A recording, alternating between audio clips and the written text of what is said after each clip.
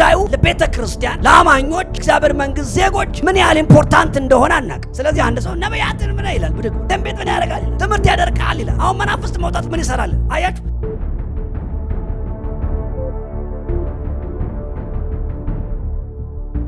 አንዱ በእግዚአብሔር መንግስት ውስጥ ኦፕሬት የሚያደርገው የተገለጠው ስርዓት ግሬስ ነው፣ ጸጋ ነው።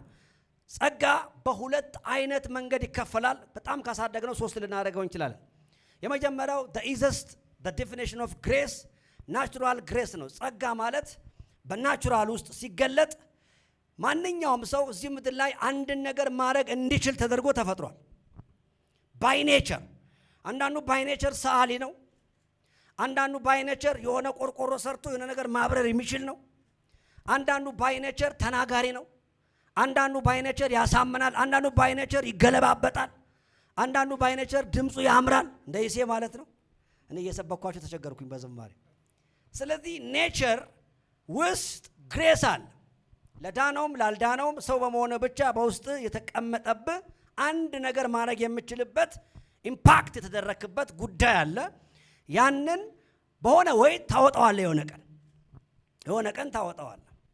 ሁለተኛው ጸጋ እግዚአብሔር ሰዎች ወደ መንግስቱ እንዲገቡ ያዘጋጀው አንሊሚትድ የሆነ አክሰስ ነው። ለማይገባቸው የተሰጠ የተትረፈረፈ የእግዚአብሔር ቸርነት ማለት ነው።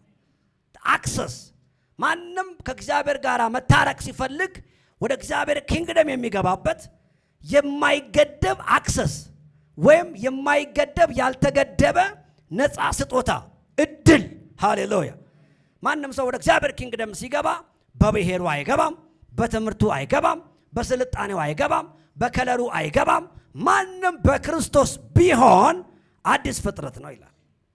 ስለዚህ ሰዎች ከእግዚአብሔር ጋር ህብረት የሚያደርጉበት መንገድ it was very complicated። በብሉይ ኪዳን ዘመን ሰው እግዚአብሔርን ኢዚ አክሰስ ማድረግ አይችልም። እግዚአብሔር በጣም ሩቅ ስለሆነ ወደ እግዚአብሔር የምትቀርበው በመጀመሪያ እግዚአብሔር መቅረቢያ ነው ብሎ ያስቀመጠውን መንገድ ስትከተል። በብሉይ ኪዳን ዘመን ህግጋትን የካህናትን አገልግሎት እግዚአብሔር ያስቀመጠው ምን ያህል ቅዱስ፣ ምን ያህል የሚፈራ፣ ምን ያህል ጻድቅ እንደሆነ ሰው ናቹራሊ እንዲረዳ ስለፈለገ ነው። ኢቭን እግዚአብሔር የወረደበትን ተራራ እንኳን መንካት ያስገድላል። ዘው ብላ አትገባ፣ ነገር ተመርጦ ነው። ከዛስ ለኃጢአት መስዋዕት አቅር። እኔ አንድ ቀን ቁጭ አልኩና መጽሐፍ ቅዱስን ሳጠና እንደዚህ ይላል። በነገራችን ላይ በዚህ ዘመን አገልጋይ መሆን የማይፈልግ የለም አይደል? ሁሉም ሰው ይፈልጋል አይደል? ብራዘር በብሉይ ኪዳን አገልጋይ መሆን ማለት አራጅ ማለት ነው፣ ሉካንዳ ማለት ነው። ምክንያቱም በብሉይ ኪዳን አንተ አገልጋይ የምትሆነው ለማረድ ነው። መስዋዕት በግበግ ነው የሚሸተው። የድሮ ካህን እንዳሁኑ ባካራት ምናምን ቫላንቲኖ ተቀበተ የምትመጣ እንዳይመስል። የብሉይ ኪዳን አገልጋይ ማለት በቀን 50 60 አቅም ካለው እስከ 150 በግ የሚያርድ ማለት ነው። ስለዚህ ከጨበጠ ይቀረጥፋል የብሉይ ኪዳን አገልጋይ። እና በብሉይ ኪዳን ሰርቪስ መስጠት ማለት የኃጢአተኛ ነፍስ ከእግዚአብሔር ጋር ለማስታረቅ የሚካሄድበት ርቀት በጣም ከባድ ስለሆነ ካህንነት በጣም ከባድ አገልግሎት ነው። መጽሐፍ ቅዱስ ግን እንደዚህ አለ፣ ምስጋና የሚሰዋ እሱ ያከብረኛል። ይሄንን ሰርቪስ እግዚአብሔር ወደ ምስጋና ቀየረው። ለምን? ለሁላችንም የሚሆን አንድ በግ እሱም ኢየሱስ ወደ አባታችን ገባና የድካምን አገልግሎት የእርድን አገልግሎት ወደ ምስጋና ቀየረልን። አሜን በሉ ባካችሁ። ይሄ ዛሬ ሰርቪሱ ቀለል ብሎ አምሮ ደምቆ በየቤቱ እየገባ አዳራሽ አሳምረ የምታመልከው የክሮስ ውጤት ነው፣ የመስቀል ውጤት ነው። ከቦታ በላይ ልባችን መሆኑ ሆነ መኖሪያው መገኛው። ለዚህ አገልግሎት ክብር አምጡ። ይሄን ላደረገልን ጌታ ኢየሱስ ጌታ። ስለዚህ ሁለተኛው ግራንድ የሆነው ትልቁ ግሬስ ትልቁ ጸጋ ይሄ ነው። በነፃ የተቀበልነው ለሁሉም ሰው እግዚአብሔር የሰጠው የተትረፈረፈ የማዳኑ ቸርነት we called it grace። ይሄም ጸጋ ነው። በጣም ዛሬ ግን የምንነጋገረውና ሶስተኛው እግዚአብሔር ለጠራቸው ለመረጣቸው ሰዎች የመንፈሳዊ ዓለም ኤሌመንቶች፣ ሃሌሉያ፣ የመንፈሳዊ ዓለም የመገልገያ መሳሪያዎች ደግሞ የሚቀመጡበትን ሁኔታ ደግሞ እናያለን። የጸጋ ስጦታዎች ግሬስ ኢምፓርቴሽን ማለት እግዚአብሔርን በማመን በእግዚአብሔር መንግስት ውስጥ በመግባት ምክንያት የተቀበልካቸውን ግን ያላንቀሳቀስካቸውን እነኚህን መንፈሳዊ ስጦታዎች ግማሹን በዘይት እየቀባ ግማሹን በትንቢት ግማሹን እፍ ያልክ ግማሹን ፓራባባ ያልክበት የማንቀሳቀስ አሰራር ነካርገውና ዛሬ የሆነ ነገር ይንቀሳቀሳል ውስጥ በላይ ዛሬ የሆነ ነገር አራሪስ ቤት በጌታ በኢየሱስ። ስለዚህ ግሬስ ኢምፓርቴሽን ማለት ይሄ ነው። ለዚህ ነው ጳውሎስ ሲናገር ለሮሜ ሰዎች ጸጋ ላካፍላችሁ ላያችሁ ወደ እናንተ ልመጣው ደግሞ ግሬስ ኢምፓርት ላደርጋችሁ ፈልጋለሁ። ምን ማለት ነው? አክቲቭ የሆነ ግሬስ እየሰራ ያለ ጸጋ የተኛ ያልተንቀሳቀሰን ጸጋ ሲያገኝ ፕሮቮክ ያደርገዋል፣ ያነሳሳዋል። የሆነ መንፈስ ውስጥ ይንቀሳቀሳል። ዛሬ አንዳንዶቻችሁ ውስጣችሁ የተቀመጠ የተኛ ለረጅም ዘመን ችላ ያላችሁት ነገር ካለ አሁን እየጸለይን አሁን እየተነበይን አሁን እያመለክን ድንገት በውስጣችሁ ልክ እንደ ጽንስ መንቀሳቀስ ይጀምራል።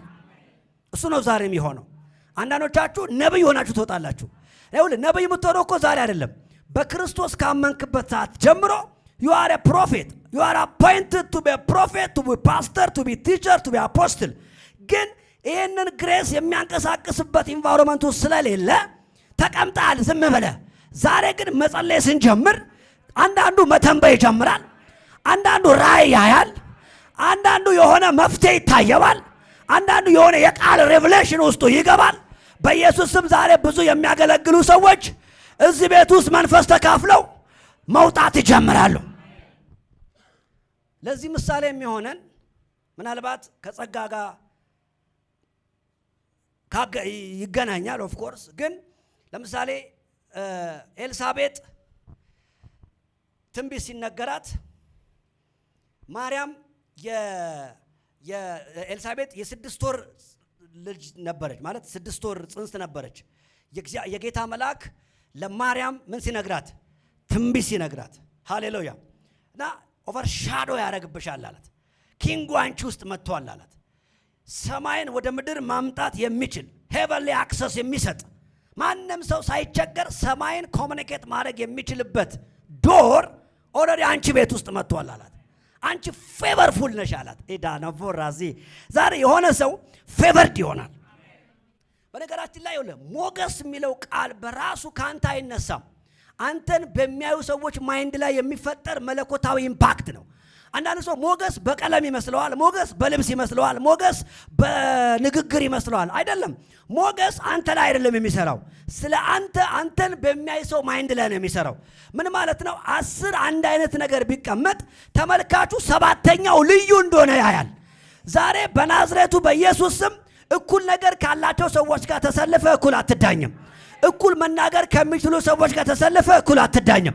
እኩል አገልግሎት፣ እኩል ቢዝነስ፣ እኩል ስራ ከጀመሩ ሰዎች ጋር ተሰልፈ እኩል ውጤት አይሰጥህም። ነገሩ አንተ ጋር ሲደርስ የተመልካቹ ቀልብ፣ የተመልካቹ ሐሳብ አንተ ጋር ጊዜ መውሰድ ይፈልጋል። ዛሬ አንዳንድ ሰዎች ረጅም ዘመን ከቀደሟችሁ ጋር አትወዳደሩም። ትጀምራለህ ግን ፊተኛ ነህ። ትጀምራለህ ግን አትወድቀም። ትጀምራለህ ግን ትፈለጋለህ። ዛሬ ጂሰስ ነም ይሄ አኖይንቲንግ አንዳንዶቻችሁ ህይወት ውስጥ በኢየሱስ ስም መራመድ ይጀምራል። ጌታ እንደለኛ የማስቀድማቸው ሰዎች አሉ አለኝ። ነካርገው ትቀድማለህ በለው። ትቀድማለህ። ጉዳዩ በልምድ አይደለም። ጉዳዩ በትምህርት አይደለም። ጉዳዩ በዘመድ አይደለም። ጉዳዩ በሄቨንሊ ግሬስ ነው። በመንፈሳዊ ፌቨር ነው። በናዝሬቱ በኢየሱስ ስም ዛሬ በሮች ይከፈታሉ። ዛሬ ስራም ጀምር፣ ቢዝነስም ጀምር፣ አገልግሎትም ጀምር። ዛሬ ጸጋ ላይ ሞገስ ይመጣል። አሃሃ ካሞን ነካርገውና ሞገስ ይመጣል በለው። ሞገስ እና አንቺ ከሴቶች ሁሉ ምንድነሽ አላት? you are unique። አሁን እንዲህ ሊያስብል የሚችል ንግግር ምንድን ነው? አንዲት እህት ማርያም ላይ በቃ ዩኒክ ነሽ አላት። ነካርገውና ከተባልክ ነኝ በል። አንዳንድ ሰው እግዚአብሔር ነህ ሲለው ሼም ይዘዋል። ነካርገውና በእግዚአብሔር ንግግር ላይ ምንድነው ኢትዮጵያ የምትሆነው በለው። በጣም ብዙዎቻችን እግዚአብሔር ኢትዮጵያ ይመስለናል። በእንባ የሚያምን ስብር ስብር ስትል ደስ የሚለው እንደዚህ አይነት እግዚአብሔር የለም። እግዚአብሔር ብርሃን ነው። ብርሃንና መድኃኒት ሄደው ነው ያለው። እግዚአብሔር ኢትዮጵያ ነው ብርሃን ነው የሚለው እግዚአብሔርን። የላይት ፕሪንሲፕል ደግሞ ጋና ውስጥም ቻይና ውስጥም ራሱ ነው። ብርሃን ብሔር የለውም።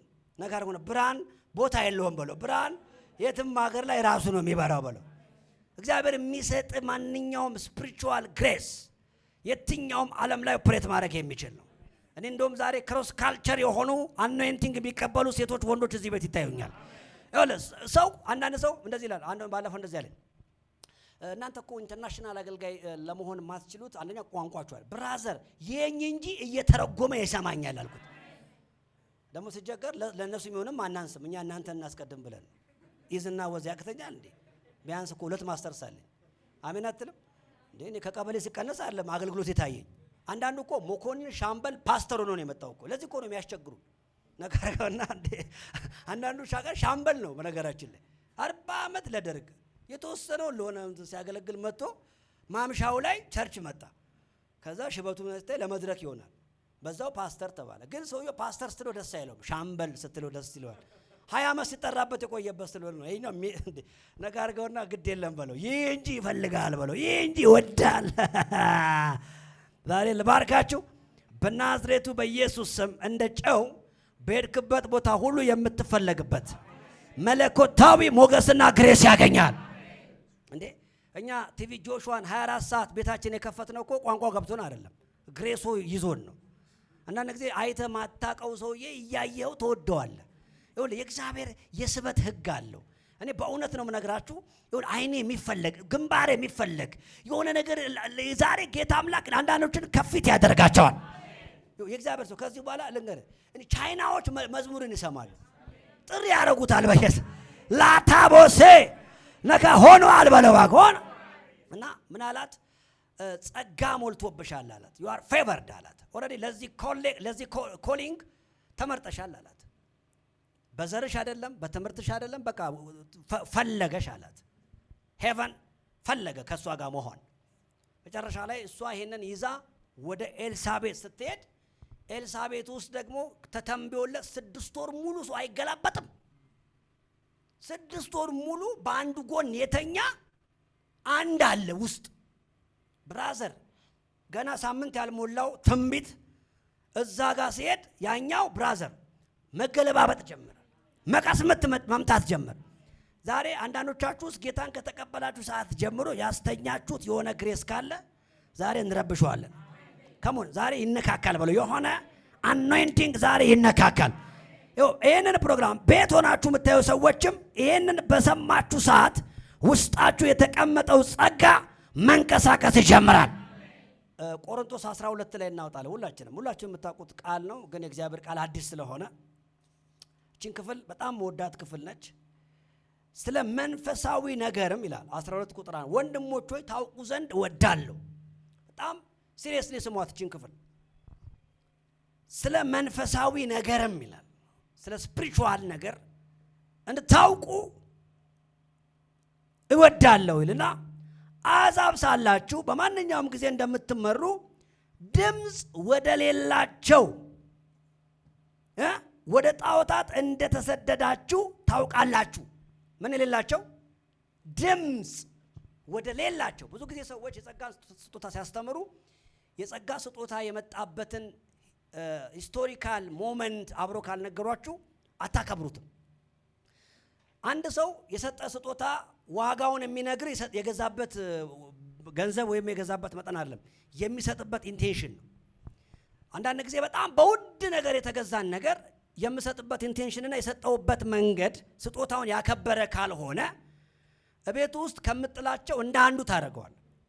ግን በጣም ትንሽ ዋጋ የሚያወጣ አንተም ሄደህ ከየትኛውም ማርኬት ኮሌክት የምታደርገው ነገር ሆኖ የሰጠውበት መንገድና የሰጠውበት ኢንቴንሽን ሃይ ከሆነ እቤት ካሉ ውድ ዕቃዎች በላይ የሰጠውን ነገር ታከብረዋለህ። አሁን ብዙ ጊዜ የሚነገረን ጸጋ ስጦታ ከስጦታው የሚጀምር ስለሆነ በጣም ይዚ እናደርገዋለን። ስንተችም ስንቃወምም ጉዳዩ ለቤተ ክርስቲያን፣ ለአማኞች፣ ለእግዚአብሔር መንግስት ዜጎች ምን ያህል ኢምፖርታንት እንደሆነ አናውቅም። ስለዚህ አንድ ሰው ነቢያትን ምን ይላል ብድግ ብሎ ትንቢት ምን ያደርጋል ይላል፣ ትምህርት ያደርቃል ይላል። አሁን መናፍስት መውጣት ምን ይሰራል? አያችሁ፣ ሐሳብ የምንሰጥበት ጉዳይ የመጣበትን ዓላማ ሚስ ያደርጋል ማለት ነው። ስለዚህ ዛሬ የተቀባችሁ ውስጣችሁ ጸጋ እንዳለ የምታውቁ ሰዎች እንደገናም እግዚአብሔር ደግሞ ውስጤ ያስቀመጠውን ጸጋ በወደደው መንገድ እንዲገልጥ ፈልጋለሁ ግን ማገልገል አለ ውስጤ ለምትሉም ሰዎች እቺ በ10 ደቂቃ ውስጥ የምነግራችሁ መልእክት ከዚህ በኋላ ለሚኖራችሁ ረጃጅም ያገልግሎት ዘመን that's very important ይጠቅማችኋል። ስለዚህ እዚህ ጋር ምን ይላል? ድምጽ ወደ ሌላቸው ወደ ጣዖታት እንደተወሰዳችሁ ታውቃላችሁ። አያ የሆነ ኮሚኒቲ ድምጽ ወደ ሌለው ምሪት ወደማይሰጥ ሐሳብ ወደማይሰጥ መንገድ ወደማይሰጥ መፍትሄ ወደማይሰጥ ጣዖታቶች ይወሰድ የነበረ ህዝብ ነው ይሄ መልእክት የሚነገረው። ደም ብሎ በደመ ነፍስ ያድነኛል ያዋጣኛል ብሎ ጊዜውን ይሰጣል፣ ገንዘቡን ይሰጣል፣ ጉልበቱን ይሰጣል፣ ግን ድምጽ የለው፣ ምሪት የለው። ሉዝ አርጓል፣ ከፍሏል፣ ወጪ አውጥቷል፣ ጊዜውን ሉዝ አርጓል፣ ግን ለሄደበት ጉዳይ ሶሉሽን አይቀበልም። እንዲህ አይነት የህይወት ስታፍ ላይ ነበራችሁ። ህይወታችሁ፣ አካሄዳችሁ፣ ኑሯችሁ እንደዛ ነበር። አሁን ግን ስለ ስፒሪቹዋል ነገር ስለ መንፈሳዊ ነገር እንድታውቁ ፈልጋል። የገባህበት ወርልድ የገባህበት ዓለም ተራ አይደለም፣ ከንቱ አይደለም፣ ሪሊጅን አይደለም፣ ኦፕሬሽን ነው። ኃይል አለው፣ መስራት የሚችል ነው። ከነበርክበት ከኖርክበት ጊዜን፣ ገንዘብን፣ ታይምን፣ እድሜን ከከፈልክበት ዓለም ጋር ኮምፔር የምታደርገው አይደለም። ዛሬ ጌታ አምላክ መሰከሬ ነው። አንዱ ለ1000 አንዱ ለ1000 የሚበቃበት ግሬስ እዚህ ቤት ይቀበላል። አሜን በል። ከዛ እንደዚህ ይላል። ስለዚህ ማንም በእግዚአብሔር መንፈስ ሲናገር ኢየሱስ የተረገመ ነው የሚል መንፈስ እንደሌለ በመንፈስ ቅዱስ ሊል እንኳን እንዳይችል አስታውቃችኋለሁ ይልና አሁን የምትቀበሉት ጸጋ የመስሪያ ኪዩ ክራይስት ነው አለ። እኔ በጣም የሚገርመኝ እግዚአብሔር አንድ ማስተር ኪ ሰጥቶናል፣ እሱም ኢየሱስ ነው። ኢየሱስ የእምነቱ መጠሪያ አይደለም። ኢየሱስ የሚለው ስም በክርስቶስ ኢየሱስ ላመኑ ሰዎች ሁሉ አንቀሳቃሽ ስርዓታችን ነው። ልባርካችሁ ዛሬ ኢየሱስ ብለህ የማይከፈት ዓለም የለም። ኢየሱስ ብለህ የማይዘጋ ነገር የለም። የማይነቀል የማይተከል ነገር የለም። ዛሬ በድፍረት ትናገራለህ። በሄድክበት ቦታ ሁሉ ደጆች ይከፈታሉ። በጣም ደግሞ እዚህ ጋር እንደዚህ ይላል፣ የጸጋው ስጦታ ልዩ ልዩ ነው፣ መንፈስ ግን አንድ ነው። ሶርሱ አንድ ነው። ይህንን መንፈስ የተቀበልክበት ምንጩ አንድ ነው። ስጦታዎቹ ኦፕሬሽን የምታረግባቸው የሥርዓቱ ስጦታዎች ልዩ ልዩ ናቸው። ሶርሱ ግን አንድ ነው። አሜን አሜን። አንድ ነው በለ እስቲ፣ አንድ ነው። በጣም የሚገርመው አገልግሎት ልዩ ልዩ ነው። ጌታ ደግሞ ስንት ነው? አንድ ነው። አሰራርም ልዩ ልዩ ነው። ሁሉም በሁሉ የሚያደርግ እግዚአብሔር ግን አንድ ነው። ነገር ግን መንፈስ ቅዱስ መግለጥ ለእያንዳንዱ ለጥቅም ይሰጠዋል። ምንን ለመግለጥ? መንፈስን ለመግለጥ። ለአንዱ ጥበብ መናገር በመንፈስ ይሰጠዋል። ለአንዱም በዛው መንፈስ ዕውቀትን መናገር ይሰጠዋል።